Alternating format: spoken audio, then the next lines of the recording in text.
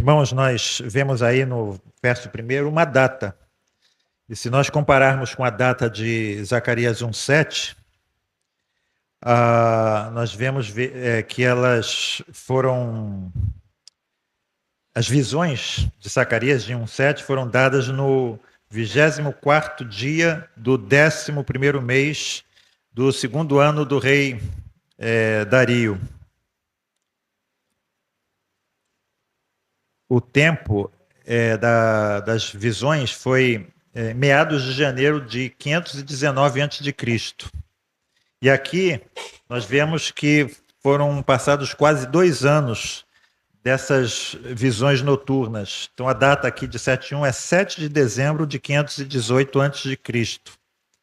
E aqui o profeta entrega 4 mensagens. Elas foram dadas por Deus a Zacarias como uma resposta a uma delegação que chegou a Jerusalém com uma pergunta. Eles deveriam continuar jejuando em memória da destruição de Jerusalém?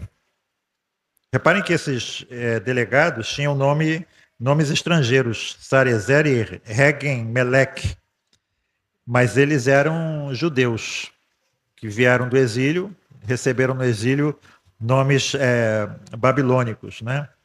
E a resposta do profeta, em resumo, foi simples, né? Que o jejum que eles prestavam, a lamentação que eles prestavam a Deus, era em essência de muito pouco valor, que o povo deveria se ocupar com as questões mais importantes da lei. Vejam aí o verso 2, na nossa versão, o povo enviou a Sarezer, etc. Né? A maioria das versões acrescenta aqui, o povo enviou de Betel. Então dizem algumas versões que eles estavam em Betel, que ficava aproximadamente 19 quilômetros ao norte da cidade de Jerusalém. Verso 3, a pergunta: chorarei eu no 5º mês? Então reparem que eles levaram a questão a Zacarias porque não havia resposta a essa questão na lei de Moisés. Chorar e jejuar eram atos rituais que demonstravam arrependimento e que buscavam, de modo geral, mudar a disposição de Deus para com a pessoa que estava fazendo essas coisas. 5º mês foi o mês que o templo de Jerusalém foi destruído por Nabucodonosor há 70 anos atrás, né? E agora que o templo estava sendo reconstruído, eles perguntaram: nós temos necessidade de continuar a jejuar em memória dessa destruição? E reparem que a resposta de Zacarias se dirige não somente aos membros da delegação, mas a todos os habitantes da terra de Israel, né? E também inclui um outro jejum, o jejum do 7º mês. Esse jejum do 7º mês, ele era em recordação e memória do assassinato de Gedalias. A gente vê isso em Jeremias 41, os 3 primeiros versos, que foi o governador judeu que foi colocado por Nabucodonosor para administrar o restante, né, do que sobrou do reino de Judá. Verso 5, uma pergunta de Deus: porventura foi mesmo para mim que jejuastes? A pergunta aqui, irmãos, reflete que eles jejuavam somente com a preocupação de guardar um ritual. Mas a pergunta de Deus, ele reflete e a resposta reflete uma preocupação ainda mais profunda. Quando você jejuou e pranteou, foi realmente por causa de uma preocupação que você tinha por haver perdido o meu favor? Se você parar de jejuar e voltar ao normal, a comer e a beber, isso significa que você abandonou essa preocupação comigo? Verso 6. Então, se o povo tinha aprendido aqui uma lição com relação à destruição do templo, ele então realmente se arrependeria dos seus pecados, né? Então eles poderiam parar com o jejum. O templo estava sendo reconstruído. Mas se eles simplesmente jejuavam com a finalidade de cumprir um ritual, então, na verdade, o que Deus está dizendo, o jejum é uma perda de tempo, né? Nos versos 9 e 10, nós temos aqui o teste do arrependimento verdadeiro. Qual é o teste? É uma vida de obediência à lei de Deus. E note aqui uma referência, uma ênfase à segunda tábua da lei. Nessa referência aqui, bondade e misericórdia, verso 9, para com a viúva, o órfão, o estrangeiro e o pobre, no verso 10. Esses grupos são naturalmente os grupos mais desfavorecidos da sociedade, principalmente naquela época, né? E normalmente eles eram alvos fáceis da exploração de pessoas mal intencionadas, né? E essa preocupação com os membros mais frágeis da sociedade era, nós sabemos, repetidamente exigida pelos profetas, né? Que viveram antes da queda de Jerusalém, como ele está falando aqui no capítulo, né? Verso 12, ele se refere aqui à lei e às palavras dos profetas antigos.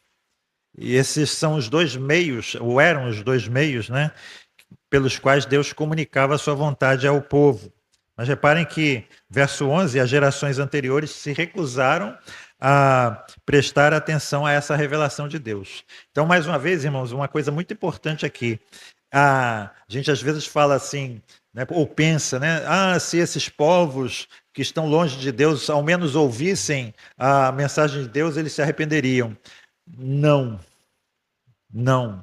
Porque o homem é ignorante, mas a ignorância do homem não é meramente uma incapacidade ou uma falta de aprendizado. É uma má vontade em aprender. É uma má vontade em ouvir as palavras de Deus. A ignorância aqui, ela provém da rebeldia, do nosso pecado. É isso que o profeta está falando aqui.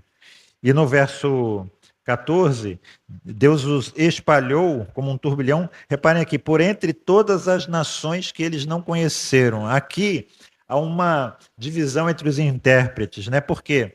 Porque, na verdade, eles só haviam sido dispersos até a Síria e Babilônia, pela Síria e por Babilônia. Duas nações, basicamente, aqui, né? No exílio. Então, esse texto, dizem alguns, ele tem um significado que vai além daquele evento pelo qual eles passaram, que foi o exílio nesses 70 anos, né? E se ele realmente tem o significado aqui que ele aparenta de Deus espalhar os judeus por todas as nações que eles não conheceram, eles também, alguns comentaristas, consideram essa passagem aqui como uma profecia a respeito da dispersão que os judeus sofreram, né? Depois da queda de Jerusalém no ano 70 depois de Cristo. Por quê?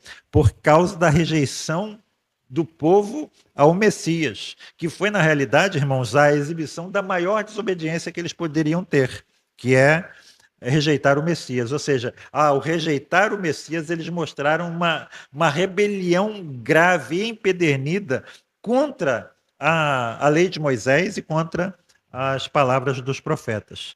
E diz aí o texto também, né, o verso 14, o último, que a terra que eles deixaram foi tão devastada, né, que as pessoas se admiravam de ver o que tinha acontecido e até evitavam de passar por ela, né? Ou seja, aquele que tinha sido um território onde, né, segundo a promessa de Deus, manava leite e mel, onde havia abundância, onde os espias chegaram, né, depois de espionar a terra com um cacho de uvas tão grande que foi necessário que 2 homens carregassem, se transformou num território deserto. Ou seja, aquelas maldições da aliança dos capítulos finais de Deuteronômio se cumpre aqui, né? A terra era boa, mas a iniquidade arruinou tudo, como a gente vê também com o pecado de Adão, né?